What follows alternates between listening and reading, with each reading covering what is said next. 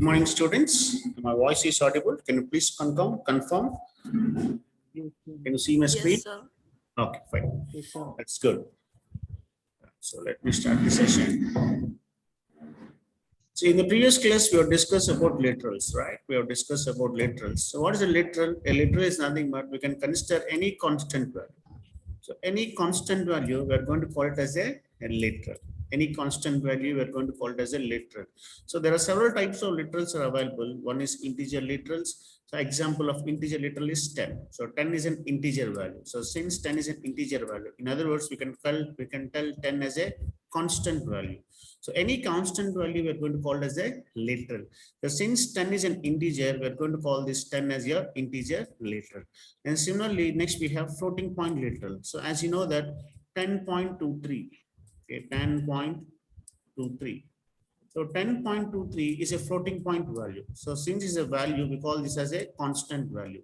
So any constant value will be called as a literal. So since it's a floating point value, we call this as a floating point literal. So next comes Boolean literals. So with respect to Boolean literals, we have only two literals. So we have only two constant values. So one is true, and other is false. With respect to Boolean literals, we have only two values, that is true or false. So we call this true and false as, we call this true and false as Boolean literals. So literals is nothing but they are a constant value. What's a constant? The value cannot be changed. Right? And what's a character literals? The character literals are nothing but anything which you place in single quotes. So anything which you place in single quotes, we call this as a character literals. For example, let me place a letter called A. So since I placed letter A in single quotes, we call this as a character literal. And next is string literals. So what are string literals? Anything which you place in double quotes. So anything which you place in double quotes, we are going to call it as a string literals. For example, let me write a string called he. Okay, so since I placed he in double quotes, we call this as a string literals, right? The most important thing is what's a string literal? A string literal is nothing but a string literal is nothing but a constant. A literals we are going to call it as a constant value.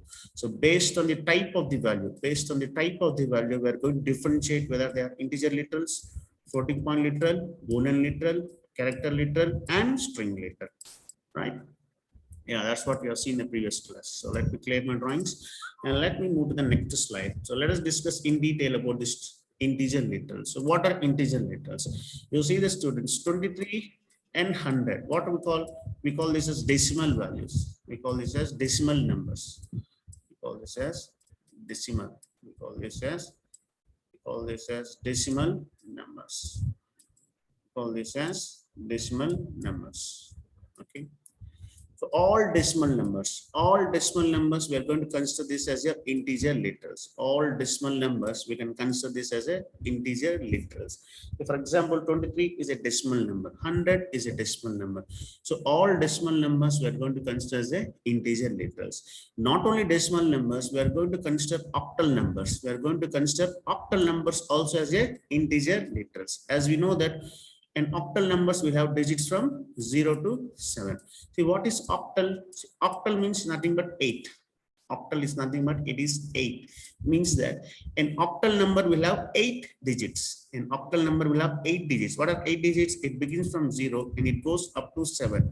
So with respect to octal numbers, we don't have a digit called 9 or we don't have a digit called 8.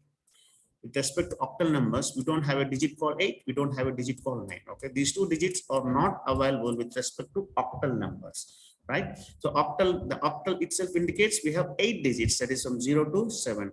And the most important thing is an octal numbers always begin with 0. You see that? And octal numbers always begin with 0. So since it is beginning with 0, I can tell that 23 is an octal number. 23 is not a decimal number. But whereas you see that here, this 23 is a decimal number. Why is it a decimal number? Because here I have not begin with 0. But whereas this 23 is an octal number. Why? Because here you see that I'm beginning with S0. So any number which is beginning with a 0, we call this as octal number. And the most important thing is an octal number will have digits from 0 to 7. That is 8 digits. The octal itself stands for 8, right? Yeah. So decimal numbers we're going to call it as an integer literals. Octal numbers we're going to call as an integer literals, and not only octal numbers, we're going to call hexadecimal numbers. hexadecimal numbers. So we're going to call hexadecimal numbers also as a integer literals. So hexadecimal numbers will have totally 16 digits. So hexa stands for 16. Hexa stands for 16. Hexa stands for 16. Okay. So with respect to hexadecimal, we are going to have totally 16 digits. What are 16 digits? I'll be having digits from 0 to 50. The most important here is with respect to hexadecimal, we'll be having digits from 0 to 9. We'll be having digits from 0 to 9. Right. So with respect to 10, with respect to hexadecimal numbers, the 10 is represented as A. The 10 is represented as A, and similarly, the 11 is represented as B, and 12 is represented as C, and 13 is represented as D. Okay, and 14 is represented as E. Okay, and 15 is represented as F. Okay, so octal numbers will have digits from 0 to 9, and then followed by we'll have A B, and then followed by C D E F. So these are digits which you can find in hexadecimal numbers. The most important is with respect to 10, I'll having a letter called A, right? So this letter A, we can write in either uppercase or lowercase, okay? So you see that we can write it A through F, right? We can write in lowercase or we can write in uppercase. Anything is fine. Now, how we can differentiate between octal number and a hexadecimal number?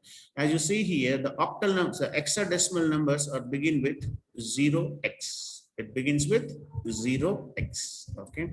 As you see that this 39 is a hexadecimal number. How we can tell this 39 as an hexadecimal number? Because it is beginning with 0x. So this x can be written in either uppercase or lowercase. There's no constraint that we should write in lowercase only. You see that this x we can write in either lowercase or this x we can write in uppercase. Anything is fine. Okay. See that? I have written an hexadecimal number called 3AF. Similarly, I have written an hexadecimal number called 39. Okay, by saying this. See, you see that here we call 2300 as decimal numbers. Why decimal? See, decimal. So decimal stands for 10. The decimal stands for 10. The decimal stands for 10. And octal stands for 8. And hexadecimal stands for 16. So it has 16 digits. You see that the 16 digits are from 0 to 9 and then letters A to F. So we have 16 digits. With respect to decimal numbers, we have digits from 0, 1. It goes up to 9. Generally, we always write decimal numbers, right? So why decimal? Decimal stands for 10 digits. So using this 10 digits from 0 to 9, we can represent any number, right? Yeah, we are comfortable with this decimal numbers, right? No, that's not. Now, integer literals.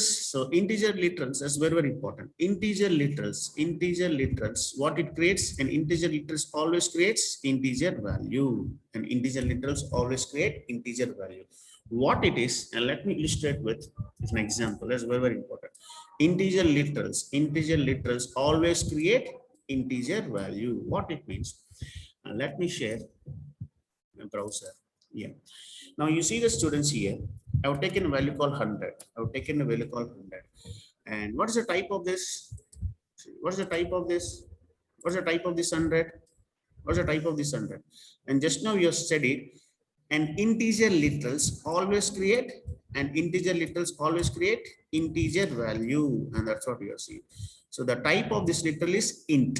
Okay, the type of this literal, because what is this 100? 100 is an integer literal, right? 100 is an integer literal, and integer literal always create integer type, right? So the type of this 100 is nothing but this integer, right? So now let me clear my drawings. Now you see that now I can do int a equal to 100. Now, if I try to compile the program, my program compiles.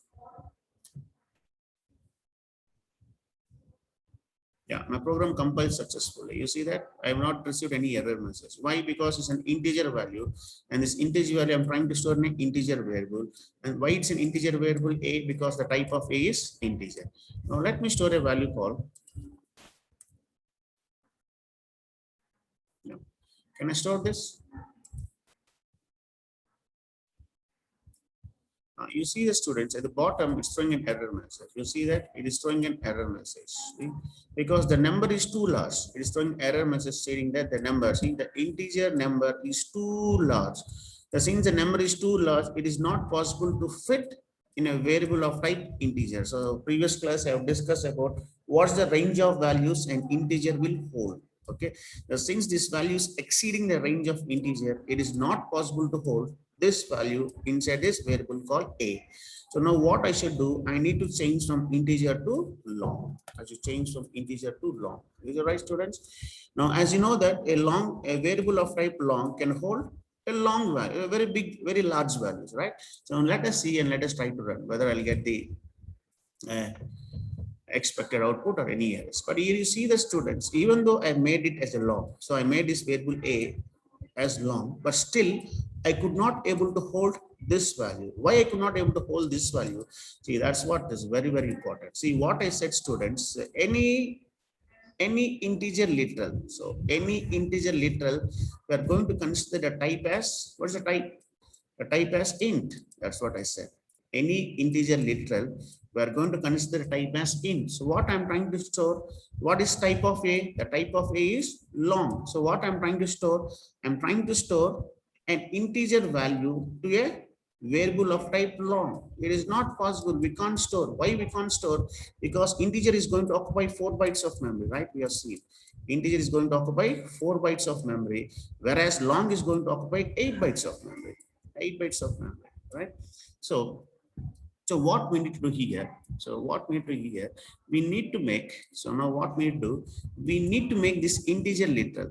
We need to make this integer literal as long literal. By default, all integer literals are of type integer.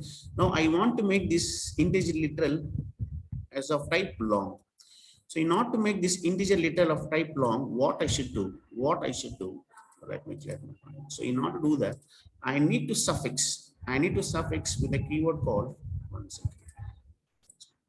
Yeah, I need to suffix with a keyword called, so I need to suffix with a letter called L. It's not a keyword, it's a letter called L. See that? Once I suffix with a letter called L, so now I'm going to tell that this entire literal is no more an integer literal. It is no more a literal of type integer, but it's a literal of type long. So the letter L, which a suffix indicates that this number is of type long. So now if I run the program, you see that I won't get any errors. Yeah, you see that now I'm not receiving any errors. Why? Because now I've said that there's a literal which is of type long. It is no more integer. So this L we can write in either lowercase or uppercase. Now you see that I've written in lowercase. If I write in lowercase also, I'll get the output. It doesn't matter. Okay, this is very, very important observation you need to do. Right now you see that there's no error. Now I remove this. Now I remove this. Now I run. Now I'll run the program. You see the students. Now I'm getting the error. You see that? Now I'm getting the error. See that? Why I'm getting error? Because I'm going to consider this literal type as integer. So this integer I can't store in a variable of type long. So therefore it's throwing an error. Now I need to tell that this literal is of type long by suffixing with a letter called L. So now I run the program. I'll get the desired output. Okay. So this is a long value. This long value I'm trying to store in a long variable. I hope you understand my discussion. Any questions, students? That's what it says. That's what it says. Okay.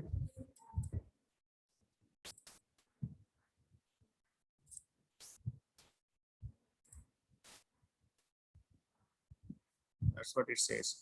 Integer literals. All integer literals by default they are of type int value. Okay. All integer literals are of type int value. So if you want to change from int to long, what I should do? I need to append with a letter called L. This letter L we can write either in uppercase or we can write in lowercase. And that's what it says. Right? Let me clear my drawings and let us move to the next slide. Now let us move to this floating point literals. And what is this floating point literals? So we have two important types of floating point values. So there is one floating point, see, there is standard notation and one more is scientific notation. So I think, with respect to scientific notation, we're going to represent the form of exponent. So E stands for exponent. We are going to represent in the form of exponential form. So this E, we can write either in uppercase or we can write in lowercase. So what it indicates 5E is nothing but you're going to write in terms of power. 5 into 10 power, 5 into 10 power 5. So instead of writing like this, we can write 5E plus 5. What is plus? This plus indicates sign. So this can be either plus or negative. Right now, since it is plus here, this is plus, I have written power 5. In case if it is minus, instead of plus, its minus is there. Then power is 10 power minus 5. And here you see that here I have a minus 30. It's nothing, minus 30 means it is 10, it is 10 to power of minus 30. We call this as scientific notation or exponential notation. Okay, you can consider this as exponential notation or scientific notation. With this notation, we'll be having E. Okay, E. This E you can write in uppercase or lowercase, right, students? Now, see, all this is also very important. Floating point literals. All these floating point. What is a floating point literal? This is a floating point literal. This is a floating point literal. This is a floating point literal.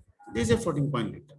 All these floating point literals, by default, what is the type of these floating point literals? By default, all the type of floating point literals is double, right? That's very, very important. You need to make it out. And let me illustrate with a small example so that it will be quite interesting. Yeah. Now, you see the students. So now, let me write it. Double A equal to 10.23. Okay.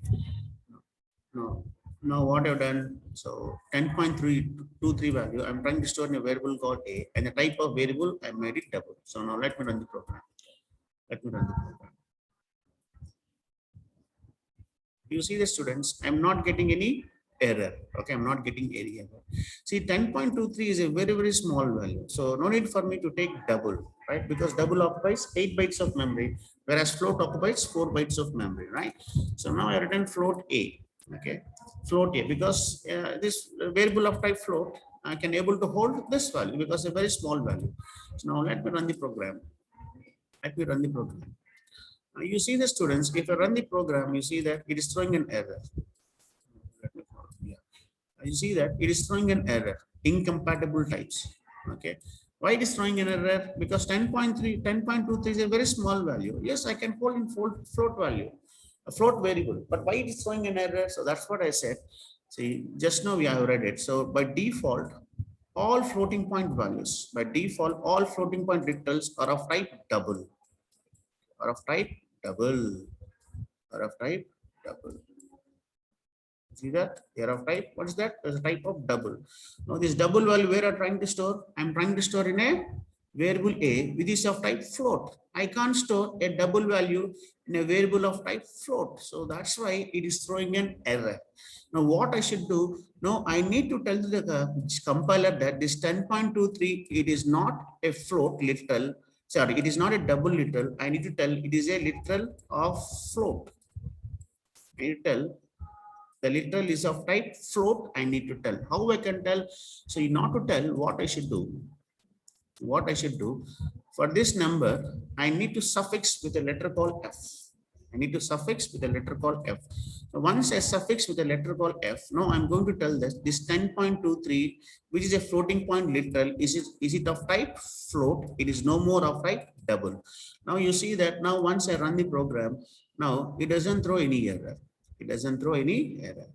You see that now it is not throwing any error because I said that this literal is of type float. So therefore, I can store this 10.23 in a variable A, which is of type float, right? So this F you can write in lowercase or uppercase. So right now, let me write in lowercase. Let me write in lowercase. Let me run the program. And you see the students, I'm not getting any errors. This is a desired time, right? Now, if I remove this, now it throws an error. Now it throws an error. So why it is throwing an error? Because 10.23 is literal is of type double, and double value I'm trying to store in a variable a, which is of type float, so which is not possible. So in order to resolve this error, it is mandated that I need to suffix with a letter called f. This f I can write in either uppercase or lowercase. So once I use this suffix called f, I'm going to tell that this 10.23 is of type float. It is no more of type double. So now let me run the program, and you can see the expected output. That's what. There's no errors. I'm not printing the value, right? So there's no errors. I hope you understood this. So any questions, students, you can ask. Any questions with respect to this? And that's what it says. Okay. That's what it says. So we can explicitly, that's what it says. So to specify float literal, by default, it is double. So in order to specify float literal, what we should do? We need to append with a letter called f. This can be either uppercase, that can be either lowercase. Okay. See, in order to make a literal as double, explicitly also you can use this D or this capital D or small, but it's not required because by default it is of type double. By default it's of type double, so there's no need for me to include this capital D or small d. And actually, what it says here, let me run here. See now, 1 second. Let me clear my drawing. See, if you remove this 10.23, but default it is double. But explicitly also you can mention, explicitly you can tell that 10.23 literal is of type double, but actually it's not required because by default it is double, right? So now I can change this. I'll change to double. Double.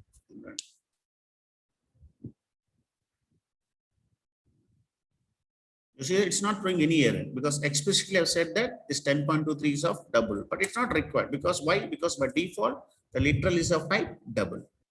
Okay. Since the floating point literal, all floating point literals by default it is double. So this D you can write in either uppercase or you can write in lowercase. Okay. Yeah, you see that there's no errors, right?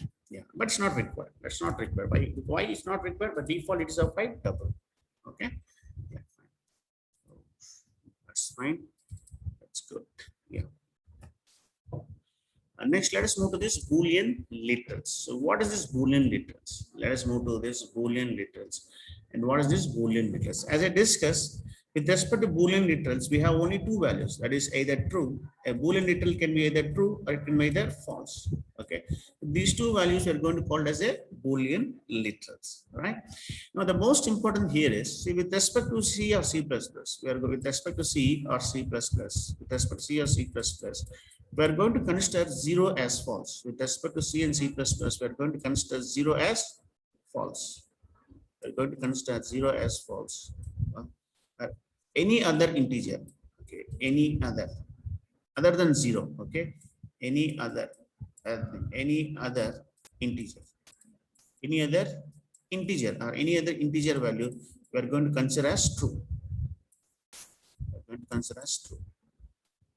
This is true in C and C++. With respect to C and C++, we are going to consider 0 as false, or any other integer value we are going to consider as a true value. But that is not true in the case of Java.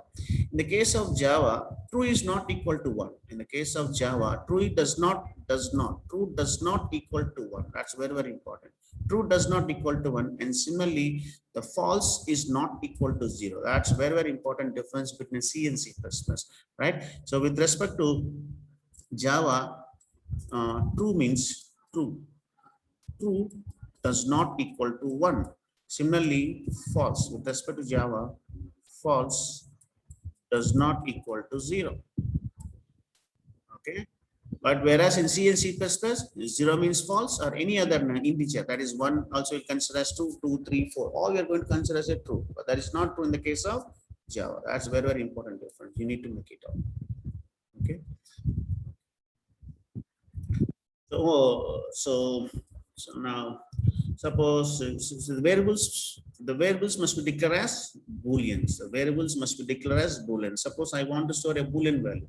So inside this A, I want to store a boolean value called true. I want to store a boolean value called true. Okay. So since you are trying to store a boolean value called true inside this variable called A, so what's the type of variable? The type of variable must be boolean. So that's what it says. Okay. That's what it says. only be assigned to variables declared as Boolean. So any variable which is declared as Boolean can only hold either true, it can hold either true, or it can hold either false. That is variables of type Boolean. That's what it says. Yes, fine. So let me clear my drawings. I hope you understood this. Next, character literals. I hope in previous class I have discussed about this character literals. Okay, as we discussed, with respect to Java, all characters are indicated with respect to Unicode. Okay, all each and every character will have a corresponding Unicode value. So all these Unicode values we are going to call as a Unicode character set. Okay, Unicode character set. That is, every character will have a corresponding Unicode value, right? If, for example, A will have corresponding Unicode value, Z, and at all will have corresponding Unicode value. As you know that anything which is a character must be placed in a single quote. So right now let me write a letter called A. So A I should write in a single quote, right? The most important thing is, with respect to Java, a character is going to occupy 16 bits. It's very, very important. With respect to Java, a character, a variable of type char. I think I've discussed this in previous class. Char A. Char ch. I have declared a variable called ch. And what's the type of the ch? It is char. How many bytes of memory is going to allocate? It's going to allocate 2 bytes of memory. 2 bytes of memory. So it's nothing but 16 bits. 16 bits is nothing but is 2 bytes of memory. Now the same statement, if I write in either C or C++, if I write the same statement in either C and C++, how many bytes of memory is going to allocate? It's going to allocate only 1 byte of memory. In other words, 8 bits of memory is allocated. If I write the same statement in C or C++. Why? Because with respect to C or C++, every character will have corresponding ASCII2 values. We have corresponding ASCII2 values, right? And that's what we are seeing, right? Now, as we have discussed, now use escape sequence for characters that are impossible to enter directly. See, students, what is this use escape sequence? What is this escape sequence? Now, see, there are some characters which we cannot enter from keyboard. For example, I want to enter a character called enter. Okay, enter. I want to enter a character called enter. Is it possible to enter from a keyboard? See, from keyboard, I can enter a letter called A. From a keyboard, I can enter a character called A. And from a keyboard, I want to enter a character called enter. Is it possible to enter? No, it's not. I can't enter a character called enter from a keyboard. So how to do? In order to achieve this, I need to use an escape sequence. What is an escape sequence? Anything backslash. When you write a backslash, we call this backslash as an escape sequence. Backslash n.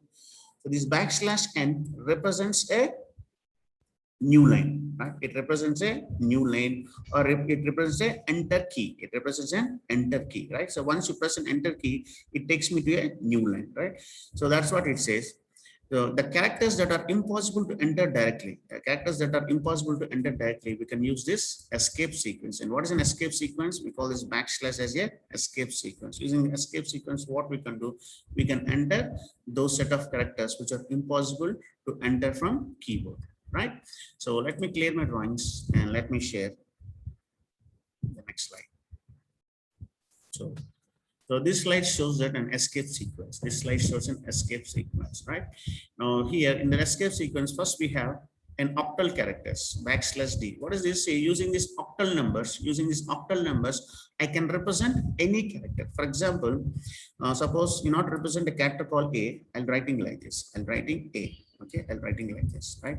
Now, instead of doing like this, what we can do, we can use an octal number, something like this. You see that backslash. Here I've used backslash. What is this backslash? Backslash indicates an escape sequence, right? And I've written a number called 141. So once I write 141, this 141 represents the corresponding letter called A. Okay. Similarly, using this hexadecimal numbers, what we can do, we can represent any character. So how to write this notation? \u followed by xxx. You should write a corresponding hexadecimal number. You see that here I written \u and followed by 4-digit 700. So this everything represents an ISO Latin called A. It represents a letter called A in ISO Latin 1. Right? Similarly, see. You see that I want to enter a new line. So is it possible to enter a new line from keyboard? It is not possible. So in order to enter a new line, what I am doing, I've used an escape sequence called \n. Right? Suppose I want to enter a tab. See, I want to enter a tab. right? It's not possible to enter a tab. So if what you should do for that, you should use an escape sequence called /t. Suppose I want to enter I want to enter a character called backspace. Is it possible to enter a character called backspace? I can enter a letter called A, but can you enter a letter called backspace? It is not possible. So what I can do, I can use an escape sequence called /. I can use an escape sequence called /, and using this escape sequence /v, what I can do, I can enter this backspace, right? And let me illustrate this with a small example. Say, let me illustrate this. And you can see here, right? Now, let me get here. Character A equal to X. Let me try to print it. System.out.println. I want A, right? And let me run this program.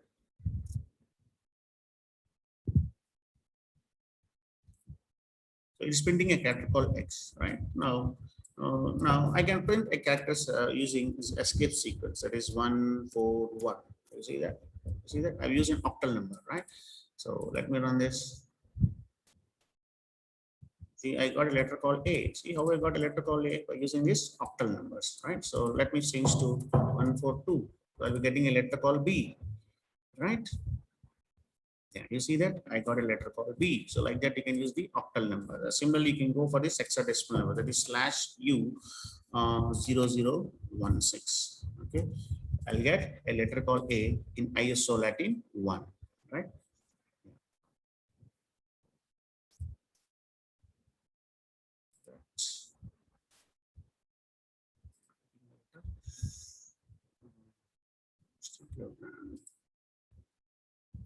How I should get it. Mistake you done.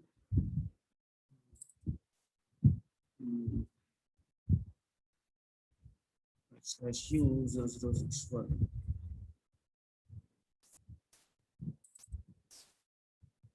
Oh, 16 written. I'm sorry. It is 61, right? Yeah, 61. Yeah, you see that I got a letter called A. So similarly, I can make it 2. Okay, 2, and I'll get a letter called B. Right.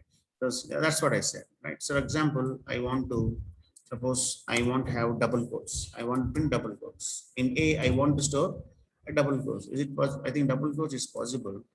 I think it depends on compiler to compiler. I want to store a single quote. Okay, I want to store the single quote in a character called A. Is it possible? Let me run the program.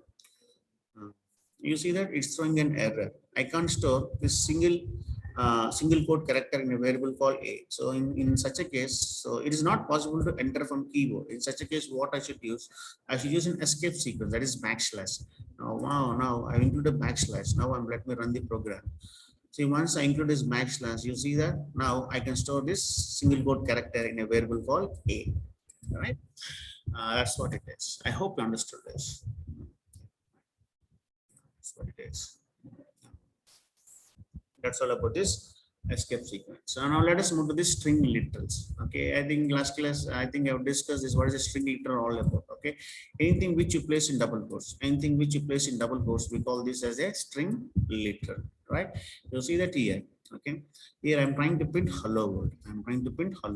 Right? So I'll get the in not to print hello world, I should place in double quotes.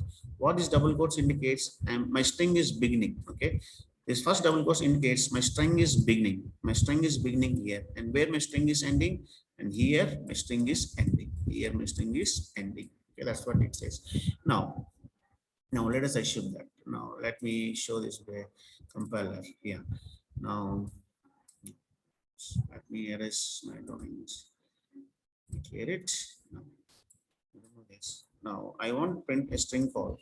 Let me pull it up. Yeah. Now I want to print a string called hello world, right? Hello world. Hello world. All right. Now let me run the program. Yeah, you see the students, I got the expected output called hello world. Now I want to print this hello world in double quotes. I want to print, or I want to print this world. I want to print this world in double quotes.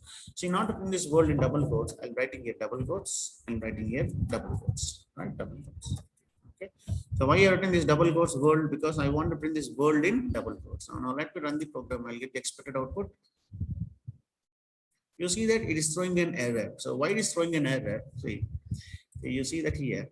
That's what I said. You see, my string is beginning with double quotes. It's beginning with here. So it goes, it goes, it goes, it goes, it goes. So once I encounter this double quotes, I'm considering this as end of the string. So after coming the end of the string, I've entered some characters which my compiler does not able to understand.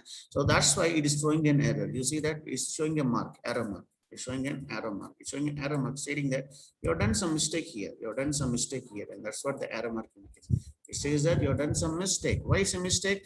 Because I have said that my string is beginning at here. It beginning here. It goes, it goes, it goes. But I've said I've ended here. Of ending also, you've entered some extra characters which I could not able to understand. So that's why the compiler is going to throw an error.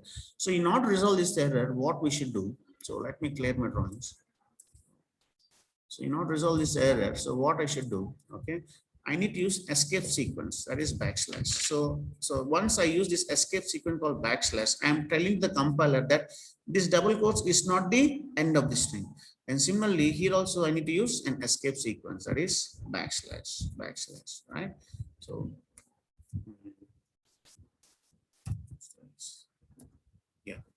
I should use this backslash. So this escape sequence indicates that it is not considered as your end of the string. So now what's going to happen? So here I'm having this double quotes. I'm beginning, my string is beginning here. It goes, it goes, it goes. Since I have this backslash double quotes, I'm not going to consider this as end of the string. I'll go. So here also you see that I have a backslash double quotes. So therefore I'm not going to consider this as the end of the string. I'll go here. Now you see that now I've encountered a double quotes. Now I'm going to double quotes. So once I encounter double quotes, now I'll consider this as a end of a string, right? So now let me run the program. Now let me run the program. Let me run it. Let me program. Yeah, you see the students. Now I got the expected output. You see that? Now I got the expected output. What is my expected output? I'm expecting, you see that I want this world to print in double quotes. You see that? I got the world in double quotes. How I got in double quotes? By using this escape sequence. That is backslash double quotes. And also backslash double quotes. That's very, very important. Right? That's one more thing. Yeah. And next, one more thing I would like to illustrate here as per this literals. Now, I want to print something like this. That is, I want to print hello. I want to print in multiple list. How are you? Multiple. So, is it possible, students? Let me run the program. You see that it's throwing an error, okay? And it's throwing an, you see that I'm trying to print it, it's throwing an error stating that unclosed string literal, which it's telling I have not closed it. I have not closed it. So let us assume that let me close it. So let me close here, and let me open here, let me open here, let me close here, let me open here, open here, and let me close here. You see that this is string 1, this is string 2, this is string 3. As you know that multiple strings can be concatenated with plus. Okay, string 1 I've concatenated with string 2, right? So string 2. So now these two strings has become one string. Now, right now this one string I should concatenate with u. So what I should do? I should again use. No, it's not required. Okay, everything. So this I concatenate with this. That's fine. Yeah. So this I'm trying to concatenate with this. So these two I'm trying to concatenate. I'll get a result. What's the result? I'll get hello, how are. And next, this entire result I'm trying to concatenate with u. But what is my intention? I want to print in multiple lines. That is, first line should be hello, the second line should be how are, and the third line should be you. So whether I'll get the expected output, and let us see now. You see the students, I'm not getting the expected output. Okay. Hello, I see that I'm getting some hello, how are you? I'm getting everything in a single stripe line. But what is my expectation? My expectation is I should print in multiple lines. So in order to print in multiple lines, what you can do? Okay, just you should use backslash. try to use \n, \n. At the end of every string, try to include \n. Okay. Now let me run the program. So that's what it is. Escape sequence called \n. There's nothing but new line, right? Yes, hello. You see that? Now you see that I'm printing everything in a multiple lines. So I'm getting this expected output. How? With respect to this new line character, right? Now instead of doing something like this, I can write like this also, right? I can write everything in a single star.